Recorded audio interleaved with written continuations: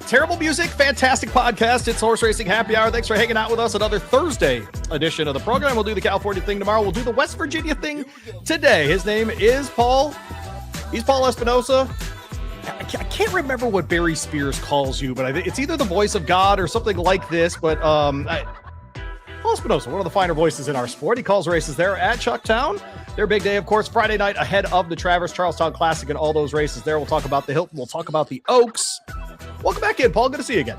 Louis, good to be back with you. I appreciate the kind words. And yeah, looking forward to getting after it here. Big night, biggest night of the year here at Charlestown. We've got 9 stakes races on the 13 race card, over $2.8 million in purses. Have a mandatory in the pick 6 with a low 12% takeout. The jackpot's up over 96,000. So yeah, looking forward to a big night. Some big stars. Looks like a pretty competitive card we have lined up. And so certainly looking forward to talking about it with you here today. I was trying to remember, Paul, how long have they been running this night on Friday so that they don't compete with the Saturday racing, sort of an opportunity as well for connections to be there at Charlestown before heading to Saratoga the next day? How long have you all been doing this on a Friday night? Yeah, so the exact time, I'm not 100% sure. I know that COVID was kind of the line in the sand for us where we used to be Charlestown Classic in April, and then, COVID happened and we had to postpone the race basically until later that fall. And so that was the year Sleepy Eyes Todd won it, and that was the year that we only had local jockeys riding the horses that came in. That was, again, wild times we were in. So I feel like it was right around that time. I can't remember if we ran it on the Saturday that night, but you hit on the exact reason why we've shifted to the Friday, just because, again, we want those connections to be able to get into town, take away one variable, hopefully, that will, keep them from being a little reticent to send some horses our way. So yeah, it's been within the last 5 or 6 years for sure. Well, and you avoid Kentucky Downs this Saturday, for example. And frankly, I mean, there are purses to be had on Saturday, but the purses you want to have are on Friday night down there at Charlestown for sure. A couple of questions for you. Just, if people are not familiar with Charlestown itself, maybe they're getting into the sport or, they're just looking ahead to Kentucky Downs, which by its own nature has a strange configuration. Charlestown, sort of a throwback, a smaller track. What should people know about it heading into some of these races?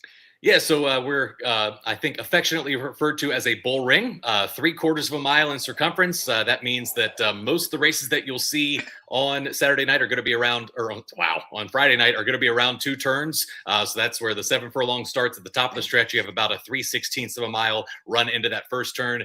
The Charlestown Classic run around 3 turns, 1 1/8.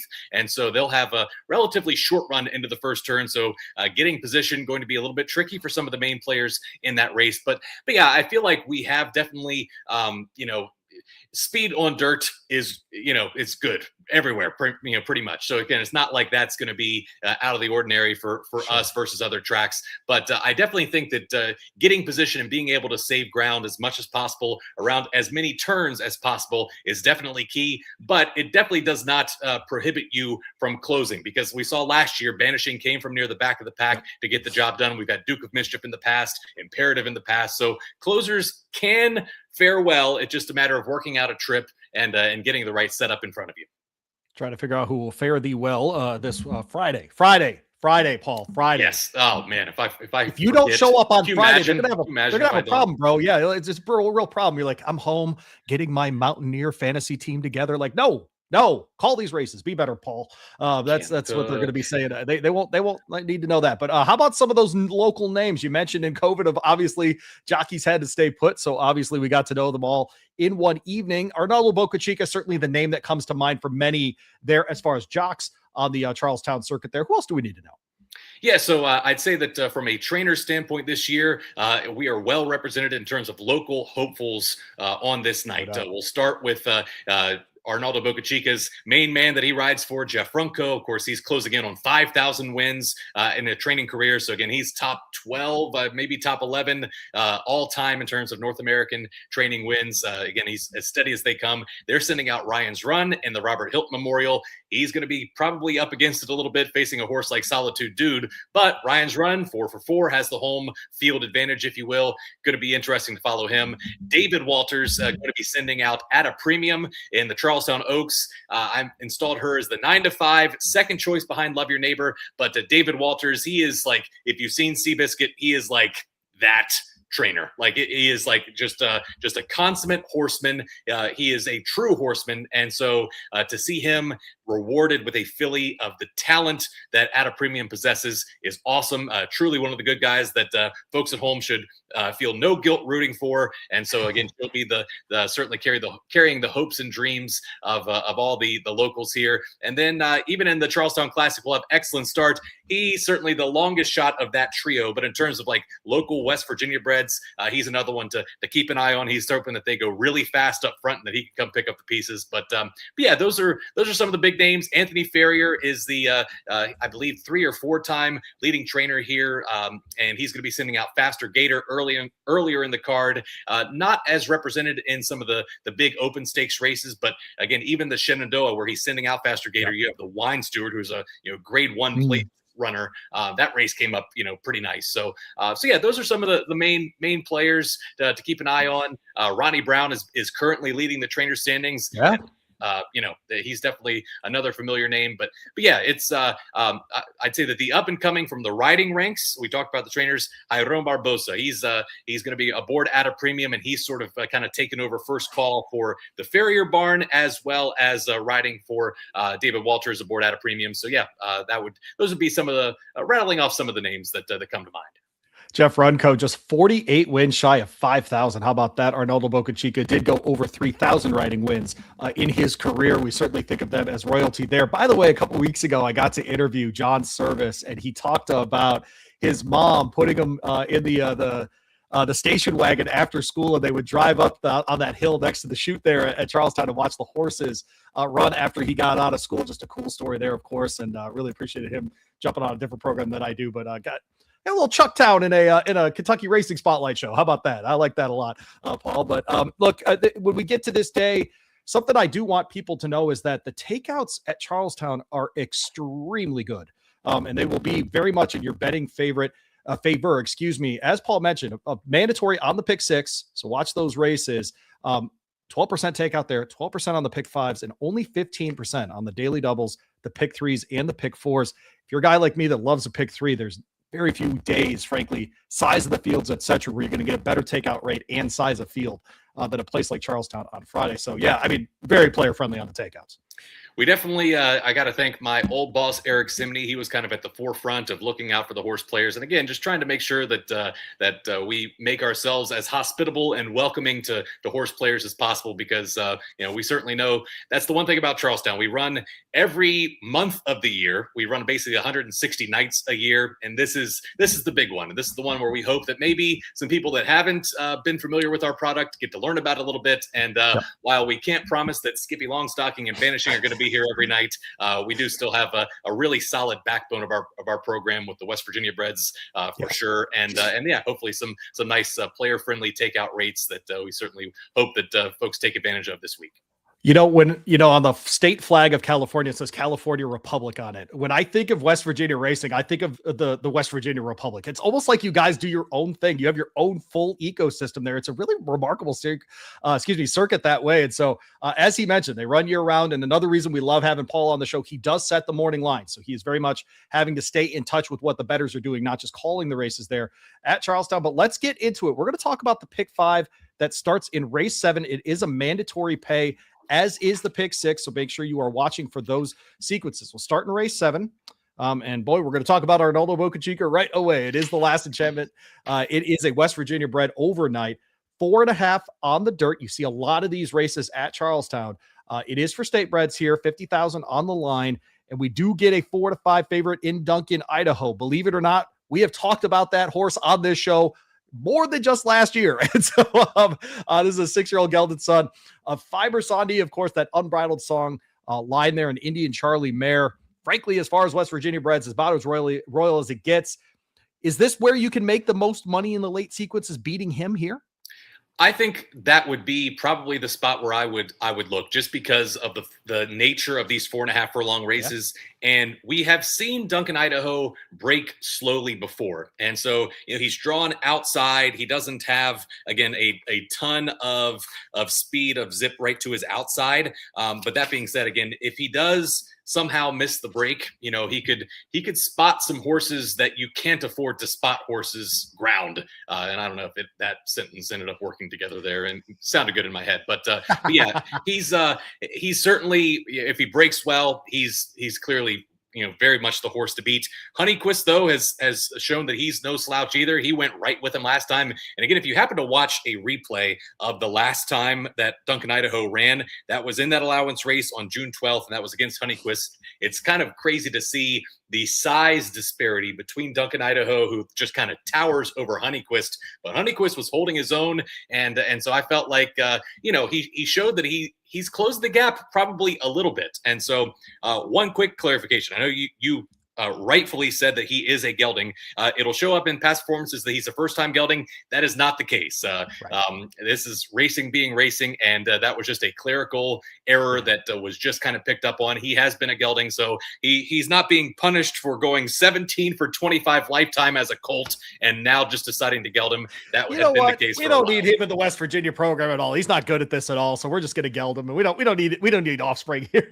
Exactly. I talked to Jeff a little bit about that too, and his thinking is that he typically gelds most of his horses because sure. At a track like Charlestown with the bull ring, you don't really want them to get too muscle bound. You want them to be a little bit leaner and maybe more sleek and athletic. And so again, he's certainly big enough as it is. So yes, I think that's probably where it's essentially a coin flip. You're basically betting against the break, because I don't think you're betting against the talent. I think talent-wise, he's clearly the best horse in this field. I think you're just kind of hoping that maybe off of a little bit of a layoff, he's not razor sharp and ready to beat the bell, and that somebody else is able to beat him to the punch here. Another son of Fibrosani is going to break from the 3 in here. Tico Grande. What do you make of him? I thought he looked pretty good last out. This is second off the layoff, second time running this year for Patricia Anderson. Potential upset here? I think so. I think that, again, he has been very impressive. I think Life is Daily, the horse that he just ran behind, he's a pretty sharp horse right now for the aforementioned David Walters. And yeah, I felt like off the layoff, for him to kind of go, ding-donging with him around the track, absolutely, in pretty quick fractions. I think that was a pretty admirable effort. And again, Patricia Anderson, her husband, her late husband, his name was Jack Harper, and so I believe she's kind of been taking up the stable for him. So again, not new to the game by any means, but she's obviously, you're not going to see a lot of statistics on her. But again, clearly seems like she has a really talented horse here who, second off the layoff, again, I think that if you're going to try to beat Duncan Idaho, I think that he absolutely has to be on your ticket. He'll break from the 3 there. Rodriguez and Anderson, as Paul mentioned, not a lot of data on her, frankly, as she takes over the operation there. Only her 3rd starter this year, and he will be the 2nd of those 3 starts for sure. Moving on to race 8, it is the pink ribbon. And it's the Misty Bennett pink ribbon, 7 furlongs. And as Paul described, this is going to be over the 2 turns there at Charlestown. And so about what'd you say, a 3/16 run up or about a 3/8 run up? 3/16. Yep. 3/16. So I'm getting that right. Okay. $300,000 on the line here because it is not a graded stake. Horses can stay on Lasix here, and many of them are going to in this spot. Paul, who was Misty Bennett? Misty Bennett was one of the lead advocates in West Virginia for breast health initiatives. And again, you tie that in with the pink ribbon, which again was sort of a theme whenever the races were split, and we had Classic in the spring, Oaks in the fall. This was sort of like our breast cancer awareness campaign. And so again, tying these two together was just a natural fit. Again, shout out to my former boss, Eric Zimney, who was very close with her. And again, I know that clearly all of us in some way, shape, or form have been impacted by that disease. And so again, she was one of the biggest fighters for breast cancer fighters in West Virginia. And so again, race named in her honor. And again, it's been a race that we've had some pretty nice fillies in recent years. Last year, there was the showdown between Vava, Mystic Lake, Free Like a Girl. The year before that, we had Society. So we've had some horses that if the Oaks winner stays in training, that means that you like the track, you like the configuration and everything that goes along with that. It's a logical spot to potentially pick up a nice purse here. And so 300,000, and pretty pleased with the field that we got again this year. No, I think you should be. I wrote in my notes that this was the most difficult for me to cap in that every single favorite in here, Paul, at least according to the morning line maker, whoever that is at Charlestown, has a lot of questions around them, frankly. And, coming into this race, either from recent performances or what's happened this year, etc. So I went a different direction in here. I think overcome adversity for Matt Shire coming out of Ellis Park at 6.5 furlongs. If you're going to take a shot in one of these legs, I think this might be the one. Are you looking, though? Do you think those favorites are the ones to beat here? So I'm with you that I think that this filly is very, very intriguing. And I guess my question, I'm 100% with you that the favorites have questions. I will say that I believe that Anna Karina has been sold, and so she will not be showing up. Mystic Lake is on the grounds for Safi. So I think you could take that out, that filly out, and that kind of takes out one potential pace player in this race, which makes sense too, because Mystic Lake is, she kind of wants to be up there as well. But that last performance at Ellis, watching that replay, that was like really, really good. And so what was it that brought that out of her? Was it again just circumstances of just really kind of freaking that day, or is it finally being ridden to get to the front? And maybe this filly just wants to be on the lead. And if she's ridden aggressively, she has the right jockey to do that in Luis Saez. I absolutely think that she belongs in that top flight when you consider that some of these others might have some flies in the ointment. Yeah, and I get it. She hasn't been in stakes company before, but this is only her 6th lifetime start. She's been in the top 2 4 times, including winning on debut at Keeneland at the very highest level. Wins in that Ellis Park allowance for non-twos. That's $100,000 race, man, and not on Charlestown Classic night, right? That's just $100,000 race with good competition. And so I think she's really interesting. And frankly, if you're going to give me someone on the lead in a race to rate properly and get his horse around 2 turns like that for the first time, it's Luis Saez, man. And so I think she's very, very interesting in this spot. Who's Paul interested in here? So it sounds like to me, that Irish Maxima, had every reason to lose her last race. Obviously, she's the filly that I made the morning line favorite in here. That was, I guess, a little bit off of just the resume boosting win there in the Ruffian 2 races back. But it sounds like she kind of was a real handful in the preliminaries in her last race at Delaware. And so if she minds her manners, I do think that her good is still really good. I would say, though, that, and again, talking morning line, I would not be shocked if I missed this one and that Foie Gras ends up going off favor just off of those,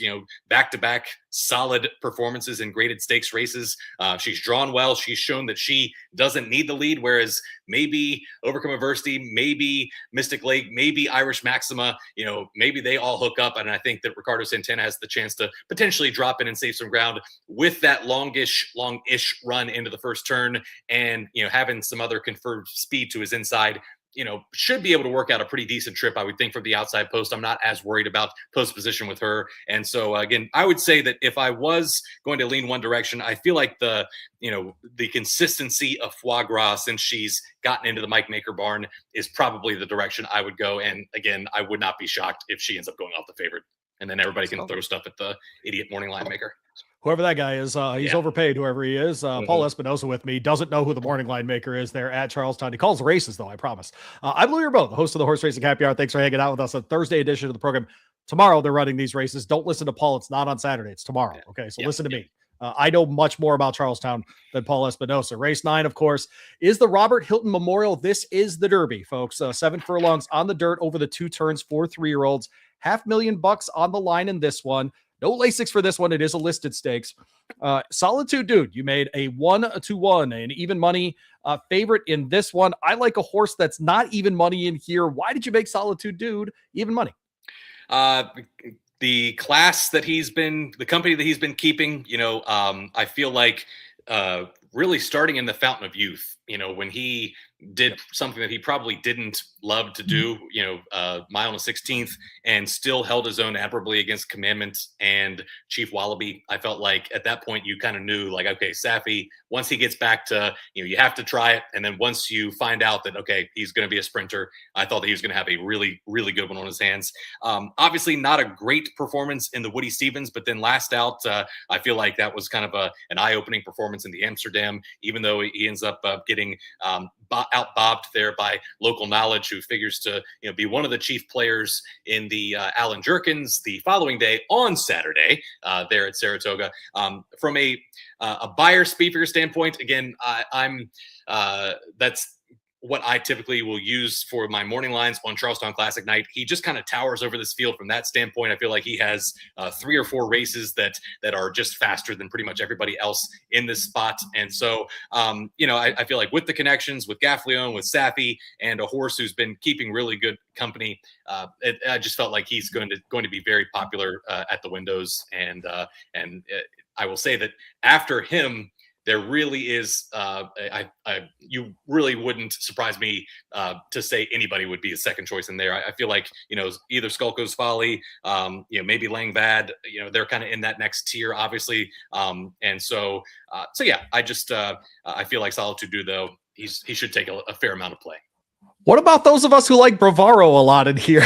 Son of Upstart comes out of the mile there at Colonial. Frankly, before that, I'm going back to the form in the Wood Memorial, and I think we're going to look back at that race as being a little underrated, actually, for the horses that came out of there and how well they ran afterward. That Wood Memorial, if it's at a mile, I think he wins it. I'll put it that way. I think he's good enough to win in that case, and I think he's in the Kentucky Derby.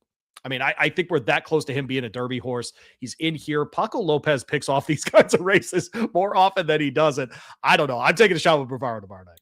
He also exits the race that produced last year's winner, Barbadian Runner, who we'll probably talk about a little bit later as well. And so yeah, I think that, again, Safi, in my opinion, he has 3 very live shots in here, which, to that point, he was cross-entered. Solitude Dude was cross-entered up in the Alan Jerkins. They are opting to run here. I know that he is on the grounds here at Charlestown. And so, I kind of was a little bit worried that we might lose him to Saratoga because of how good I think Bravaro and Langvad, I think they both look like either one of them. If Solitude Dude was out, I feel like either one of them are really right there at the top of the list. And so yeah, I'm definitely not going to talk you off of Bravaro. If you're going with like the A, B, C, type of rankings, I would have Solitude Dude as probably a lone A. And then I do think that you put Bravaro, you put Langvad, you put Skulko's Folly, probably in that B range. And then Oh Ye of Little Faith.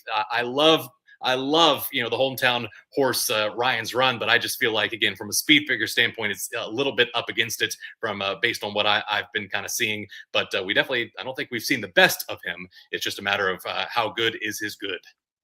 Ryan's Run trying to become the first West Virginia bred to win the Hilton. We've never had one in the history of the race. A little surprising, frankly. I mean, just you would think eventually you'd get one. He would be the first, of course, to do that for the aforementioned Arnaldo Boca Chica and, of course, the Jeff Runkle barn as well. I wanted to ask you about the inside horse in that race as well. The one horse coming out of Ellis Park in Corona, D. Oro, obviously a son of Bolt Doro.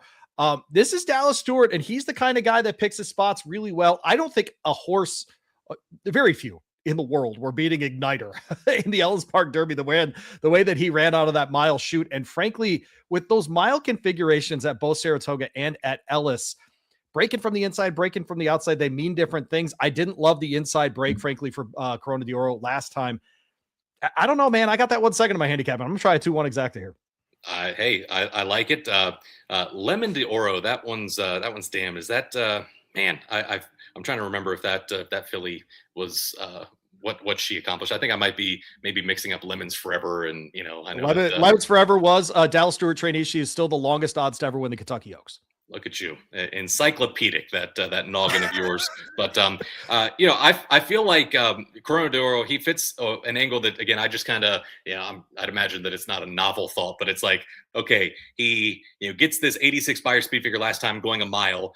He was just a length off of it at the top of the stretch, ends up losing some ground through the stretch, and the idea that, okay, if you would have stopped that race at 7 furlongs, does that 86 become like a 91 or like a 9, something like that? And just thinking about that right. He could be a little bit muddied up by that. And so yeah, I think that just for you, I will throw him into the B tier as well. And so yeah, it just kind of goes to the point, though, to me, that's like after Solitude Dude, it's a pretty wide open event. Move on to the Charlestown Oaks, likewise at 7 furlongs, meaning the 2 turns there at Charlestown. He'll call the race tomorrow. It's Paul Espinosa with us here on the Horse Racing Happy Hour. Louis Rabeau hanging out with you. 7 furlongs on the dirt. Grade 2 here, and $750,000 for 3-year-old fillies. I like to ask tracks around the country this kind of question. You know, every year I'll have on Dennis Drazen from Monmouth, and I'll ask him how important races like, the Haskell are to their program there in New Jersey, that kind of thing. Having a grade 2 next to the Charlestown Oaks, how big of a deal is that for your place? I think it's very big, and yeah. It's that was, again, going back to Eric Zimney's kind of vision, was like giving folks like something to think about other than, what was the common thought of Charlestown. And I know that I like to think we're pretty aware of kind of where we are in the pecking order and all that stuff, and aware of, some narratives of yesteryear, but, trying to change that as best we can. And races like this, when you have fillies and mares like, Groupie Doll, Groupie Doll ran in this race.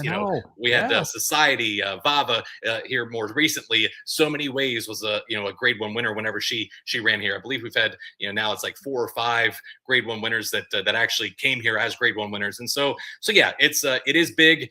It's something that we like to think that it kind of, even when these horses go on then and do other things, it's like, I know we're jumping ahead to the classic, but like when Skippy wins the Pegasus, it's like he's done stuff at other tracks, but people think of Skippy, they think of Charlestown, they think of the 2-time Charlestown Classic champ. And so you'd like to think that people, kind of do the same thing when it comes to the Oaks fillies when they go on and hopefully achieve bigger and better things. It's definitely a lot of fun. And so we hope that they are some 4-legged billboards for us moving forward as well in their career. Well, and I think $750,000 tells me how important you think it is, right? I mean, there's talking and there's doing, and that is a do to me. And so to me, it obviously means a lot. Frankly, there's a trio of 3-year-old filly races that I think of as the end of summer races. They are the Alabama, they are the Cotillion, and they're the Charlestown Oaks. I mean, to me, those are the 3. Obviously, you get into like the Raven Run at Keeneland, but all of those fillies aren't going to go to the Breeders' Cup, right? You could get a Breeders' Cup runner out of this race. I mean, legitimately, you could get a distaff runner out of this race. And so always fascinated by that. Again, 7 furlongs on the dirt, $750,000 available in this. And we get another very good West Virginia bred. And you have given her a much better shot on the morning line. Her name is At a Premium. This is the David Walters barn. Barbosa rides. 4 for 4 lifetime. Nobody in West Virginia is anywhere near this horse. And the good news is, we have now seen her go 2 turns. We know she can do this. No Lasix here. She gets a little bit of a weight allowance from last time out. How good is this filly? Can she win here? I've got her on top. Yeah, I think that she is like legit good. Late Night Powwow, the only West Virginia bred to win this race, and I think that she is every bit as good. Late Night Powwow, she'd go on to, I think she ran 3rd in the Madison at Keeneland. So she was very talented. You already mentioned Duncan, Idaho. That is her full brother, along with Muad'Dib, Overnight Powwow, who's also running on this card. So like you said, regal pedigree there. But I think At a Premium, while she doesn't have that same, already established regal bloodline, I think that she is every bit as talented. I think she's like freaky good, among the best West Virginia bred fillies already that we've ever seen. And yeah, she'll get a stern test, certainly clearly her biggest test yet. And I think that, drawn outside, we talked about that run to the turn. I actually don't think that that's that much of an impediment. And if anything, it kind of buys you a little bit of wiggle room in case you do just hesitate a beat at the start. You don't have to worry about, potentially taking a lot of dirt. I think Barbosa should be able to work out a pretty good trip. It'll be interesting to see how the pace shapes up in here, because I do think there are a couple of other fillies who are inside that certainly want to be forward. I do think that, when people look to send horses to Charlestown, I don't think there's going to be a lot of people that want to send confirmed closers. So I think that just by default, you're going to have a lot of horses that want to be forward in these races. Sure. And so she will have to contend with that. But 2 races ago, that's the race that to me was like kind of an eye opener when, I know that, our track at times this summer has been a little bit on the fast side. We've had a lot of rain. I'm not sure how that's been down in Kentucky, but like it's pretty much rain seemingly every day. And so I feel like we've kind of had to keep the track a little bit on the tighter side. But when she goes 23:45 and then stops the clock in 1:17, that's like a half second off of one of the greatest West Virginia breds ever, named Lucy's Bob Boy. His track record of 1:16 in like 2/5 of a second, that was to me like, oh my goodness, like what are we looking at? And she did it just under a hammer hold. So again, I think she's really, really good. The Lasix is certainly going to be a question mark. It's a hard thing to, really handicap that. You're just kind of just hoping. But yeah, I think that she's legit, and she's not just some West Virginia flash in the pan. I think that in a perfect world, if she was to fare well, I think that a road trip would be in her future at some point to hopefully test her outside of just Charlestown as well. Yeah, sure. A daughter of great notion, by the way. That's the elusive quality line. I mean, it's not as though you don't know who this, what the line is here from outside the market. Certainly, we know who she is. You made the 8-5 favorite in here. Love your neighbor. I will not dance around this. I'm using the 9 and the 5, and I'm going to move on from this race. Do you think I'm crazy there? I think Michael Stidham's got a nice little filly too. Agreed. Yeah, I think that if it's not one of those two, this is another one where it's like, okay, good luck figuring out. That nobody would surprise me to be the third choice, and yeah, so it's like if the top two don't show up, then yeah, it's basically an all race for me. And so yeah, that is also how I see it. I think Love Your Neighbor, again, definitely don't want to shortchange her in talking about at a premium. She's kept good company. She's been versatile. I think she should be able to work out a pretty solid trip under Luis Saez. And so he's a 2-time Charlestown Classic winner here aboard the late Art Collector. And so again, he's certainly familiar with the bull ring. He's ridden it well here. And so I think he's certainly well mounted. And yeah, I think that it would be very cool to see them hook up in the stretch and put on the show. Should be a lot of fun. Of course, the feature of the night is the Charlestown Classic. We move on to that. And as Paul described, 9 furlongs on the dirt means 3 turns at Charlestown. 3 and up in this one, $1 million on the line. It is a grade 2. We do get a winner of this race previously, not last year, in Skippy Longstocking, but we also get last year's winner in Banishing, who has returned here and is trying the same thing he did last year, win the Jeff Hall Memorial and then make the trip to Charlestown. He did go overseas and win in the Godolphin Mile, the grade 2 event there at Maidan in March. He bounced when he got back to the Churchill Downs. I'm not holding that against him at all, Paul. I always call it the Arabian Peninsula bump. It seems to be when guys come back from there, a lot of horses need another race. They just do. They need to get their legs underneath them. And I think any of us who have ever flown overseas and come back understand exactly what those horses are going through when they come back. But boy, you've called this race. How many times have you called this race now? I should actually ask you that. I think it's 11. I think this will be my 11th. So. It's a pretty good field for this race, man. A lot of really high level horses. The $1 million will do that. The grade 2 will do that. You got a nice field in here. Putting together the morning line, what caught you off guard? Yeah, I think that this is absolutely one of the deepest fields that I can remember. Again, it's only the 3rd time that we've had past winners squaring off against each other in this race. So the previous time, I think it was, Stanford, Imperative, and Something Awesome were kind of like some combination of those. I think Imperative might have been the common link in those scenarios. But yeah, having Skippy, having Banishing, having them drawn outside, that was certainly an interesting point, coming in. And yeah, I feel like it was a tricky race to make a line for. And again, there's really not a lot that would shock me in terms of, getting caught off guard, by, horses taking money, just kind of out of respect. And his resume, I felt like it was going to be Skippy. I feel like, he's been favored now. I guess this would be potentially his 4th time in a row. I actually don't know for sure if he was favored the first year he won it in 23, but I know that he's gone favored, I guess, the last, this will be 3 years in a row if he goes favored here tonight. Or wow, I'm saying tonight now, and then it's Friday. Yeah, it's been a long day for your boy. And yes, just like Louis said, just know that he knows way more about Charlestown than I do. Yeah, it's tomorrow. Gracious, somebody cut me off here.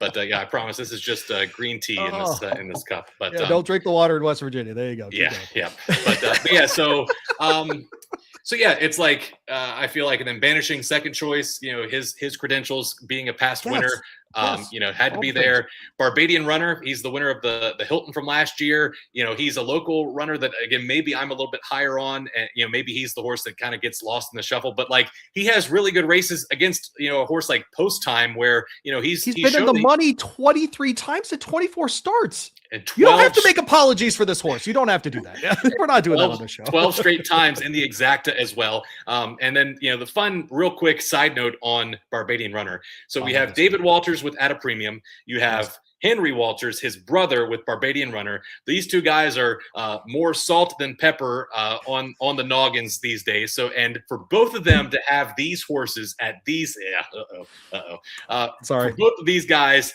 to have these horses, probably the best horses that they've trained at this point of their career, and to do it on the same night. By the way, the Robert Hilt Memorial is actually named for David Walters' father-in-law, who used to be, he was like in the 60s and 70s, one of the top trainers here at Charlestown. So just a chance to be a monumental night for that family. And so, I think Barbadian Runner, he's solid. Then you have Willie Dees, who was the runner-up last year. And I kind of feel like, he got it's like, if you look at before the Charlestown Classic last year, you look after the Charlestown Classic last year, he's forward. And then last year, somehow he found himself off the pace. Now he's drawn down towards the inside. Ricardo Santana, I think he's going to be close, and he still ran really, really well, considering that I didn't think he got the trip that he wanted. So he's legit. You have Bullard, who's coming off of one of the best last race Beyer speed figures, Dragoon Guard. Would anybody be shocked if Brad Cox sends out a live runner? Gigante down towards the rail for Asmussen. Yeah, your guess is as good as mine, man. Like, I don't have a real lean in this race, and it was definitely a tough race to kind of navigate from a morning line standpoint too. I think Skippy is the obvious, you put him in the top spot as far as the betting, because people will recognize that name the most. And by the way, he has earned being the most recognized horse in this field. He has. He's done that throughout his career, and frankly, it's a testament to what the recent this recent portion of Safi's career has looked like. His older horse acumen has been spectacular recently, between him and White Barrio and so many horses. As I watch 4-year-olds and 5-year-olds in his barn, I catalog those things because I'm always ready for them to break through at any point. And I love that he's willing to ship as much as he does, right? He ships for the Pacific Classic with 2 horses. He's got Skippy in here, obviously in the Monmouth Cup as well. He's not afraid to go places. And frankly, once he finds a spot that he likes, he goes back and takes horses to those spots. And very clearly, with the number of entries he's got on this card alone, obviously he thinks of this night as one that he's got to hit. I think Barbadian Runner is every bit of live here. And I really, really like Willie Dees in this spot. I really do. I think that more inside draw. And I think Ricardo, he's getting less and less chances on the top horses at Saratoga $1 million races. This is a good opportunity for him. Yeah, I know I just said that I don't have a lean, but I feel like last year Willie Dees was my pick, and I feel like it didn't play out. I just didn't feel like I got the fair shake, because it's like seeing him, it looked like kind of around the turn, like he might be done. And then all of a sudden, like, here's Willie Dees, this horse that I thought was going to be on the lead, actually kind of closing in a little bit on Banishing in the stretch. And so I just have that stuck in my head. And, he's clearly kept really good company since then. He's become a graded stakes winner since that race as well. So, he's been freshened up since that date against some monsters there in the Foster. I'd say that I'd probably have to go back to the well there and just hope that at least let me see it. It's like when you might be drawing dead and a hold'em hand or something like that. It's like, I'm just going to pay to see it and just prove that I'm wrong. I'd probably have to go back to the well again with Willie Dees as well. So. I'm going to laugh when Higante just goes wire to wire on this thing. That's what's going to make me laugh, is that Asmus is just going to tell Sias, just figure it out. Because he's always closing, but he's been such a turf runner most of his career. And then, he's down at Lone Star or whatever, and they throw him back on the dirt. He's good in the Sexton Mile, like all this kind of stuff. And it's like, who is Higante? Who is he? 12 for 37 lifetime. I'm just a fan of horses that run forever. So I think I'm just sentimental about Higante in this spot. But man, should be a lot of fun. Give me your most likely winner in this sequence that you think is the most, is the horse? Is it in that first leg? Is it in the Hilton? Who do you think? In my opinion, it'd probably be Solitude Dude. I feel like, again, he's a horse that, in my opinion, I feel like he could still bounce. He could regress off of that win or off of that runner-up in the Amsterdam and still have enough to beat that field. I will just say this too, because I know I didn't get a chance to mention it when we were talking about the race. Not sure of the status of Skulko's Folly, if Dutro is going to be here or not. He's obviously one of the main players in that race as well, so that could factor in. He certainly would take money if he's in the race. So going to keep an eye on that. I feel like, again, we mentioned Anna Karina as a defection. No others that I know of, and Skulko's Folly is the question mark. Okay, Skulko's Folly is the 6th horse entered in the Hilton Memorial. That's race 9 tomorrow at Charlestown. Yes. So yeah, not tonight, not Saturday. Calendars tomorrow. Up here, Paul. Friday. Calendars up here. Bingo. Gosh, Well, encyclopedic. I mean, I don't know. It knows no end. Just where your synapse is just firing. So. Well, he's Paul Espinosa. Better call Paul on the socials, by the way. If you made it this far, you can go follow him there. He calls the races every month of the year, as he pointed out on this show at Charlestown. He's a little too proud of being from West Virginia, but that's why we only have him on once a year. Paul, have a great Friday. Have a great Friday there at Charlestown. We'll catch up with you soon. Thanks for jumping on the Happy Hour. Sounds good, Louis. Thank you. There you go. Paul Espinosa joining us here on the Happy Hour. Good luck with those wagers tomorrow. We'll be back tomorrow. We'll talk California racing with you. The Pat O'Brien at Del Mar is our target for that one. Barry Spears alongside for that episode as well. Good luck with the wagers. Why not? Today, tomorrow, Saturday. We'll see you tomorrow on the Horse Racing Happy Hour.